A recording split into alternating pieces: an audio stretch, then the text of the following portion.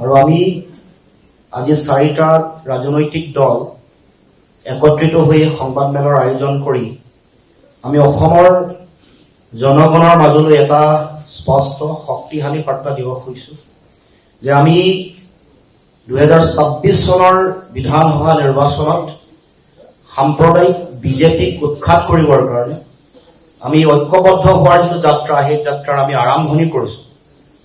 এই যাত্ৰাৰ আজি আৰম্ভণি হৈছে 4টা দল একত্ৰিত হৈছো। পৰৱৰ্তী দিনসমূহতো আমি আশাবাদী যে এই যাত্ৰাত আৰু যিসমূহ দলৰ কথা ইতিমধ্যে আমাৰ গৌৰৱ গগৈ ডাঙৰীয়াই উল্লেখ কৰিছে সেই দলসমূহ সামিল হ'ব আমি আশা কৰিছো।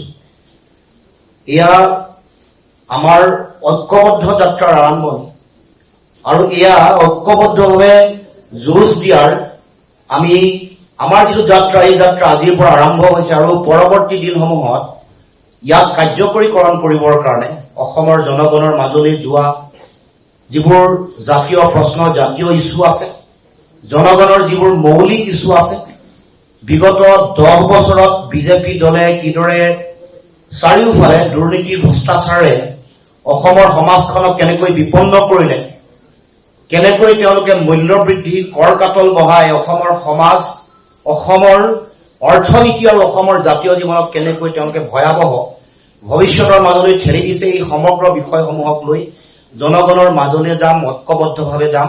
সেয়া আজি এই যি সংবাদমেলৰ যোগেদি অসমৰ ৰাইজলৈ বাৰ্তা শক্তিশালী বাৰ্তা দিব খুজিছো আৰু মই আশাবাদী আগন্তুক দিনসমূহত আমি আমাৰ যিটো বিজেপিক উৎখাত কৰাৰ, বিজেপিক অসমৰ মাটিৰ পৰা চিৰবিদায় দিয়াৰ যিটো যাত্ৰা সেই যাত্ৰা আমি অসমৰ ৰাইজৰ সহযোগত অতি শক্তিশালীভাৱে আগবঢ়াই লৈ যাব পাৰিম। এই প্ৰক্ৰিয়াত শেহতীয়াকৈ বহু ধৰণৰ আলোচনা চলি আছে, আপোনালোকে সকলোৱে দেখিছে, বিভিন্ন আলোচনা বিলোচনা, বিভিন্ন ধৰণৰ কথা বতৰা।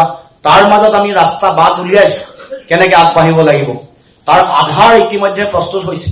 আৰু কিছু নিশ্চয় পাতিব লগা আছে, কিন্তু আধাৰ ইতিমধ্যে প্ৰস্তুত হৈছে। পৰৱৰ্তী দিনসমূহত সেইকাৰণে আমি ভাবো যে আমি আৰম্ভ কৰা যাত্ৰাই আগন্তুক দিনসমূহত পূৰ্ণতা পাব আৰু অসমৰ জনগণে যিটো বিচাৰিছে, অসমৰ জনগণৰ কাংক্ষিত যিটো চিন্তা তাক বাস্তৱ প্ৰতিফলন, অসমৰ জনগণৰ আশা আকাংক্ষা শক্তিশালী ৰূপত প্ৰতিফলিত কৰিবৰ কাৰণে আমি প্ৰতিটো ৰাজনৈতিক দলে আমি বদ্ধপৰিকৰ আৰু সেই দিশেৰে আমি অগ্ৰসৰ হ'ম।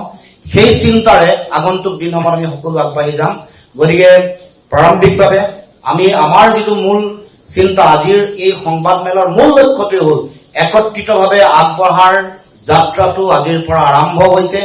একত্ৰিতভাৱে আমি যুঁজিম আৰু একত্ৰিতভাৱে যুঁজি বিজেপিক অসমৰ মাটিৰ পৰা উৎখাত কৰিম।